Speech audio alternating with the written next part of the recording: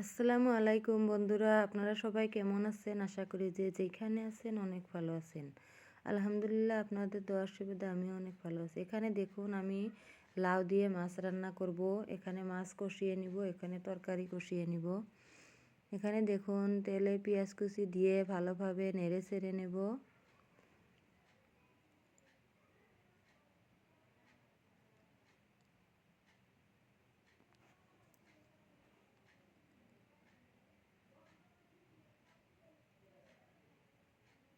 এখানে আমি সবজিগুলো দিয়ে ভালোভাবে কষিয়ে নেব। শীতের দিন লাউ দিয়ে মাছ রান্না করে খাবেন, অনেক টেস্টি লাগে। এখানে দেখুন, আমি মাছ কষিয়ে নিচ্ছি। মাছ দিয়ে লাউ দিয়ে বানাবো। শীতের দিনে লাউয়ের তরকারি অনেক টেস্টি লাগে।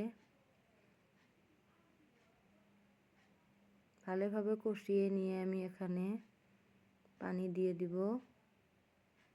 এখানে দেখুন, মাছ কষা হয়ে গেছে।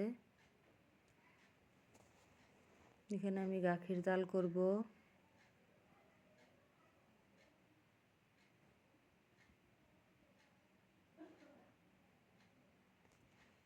আমার ভিডিওটা যে যেখান থেকে দেখেছেন তাকে অসংখ্য ধন্যবাদ।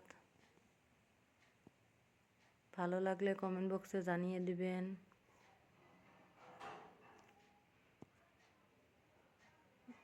আমার তরকারি হয়ে গেছে দেখুন। এখানে আমার ভাতও হয়ে গেছে। খোদা হাফিজ।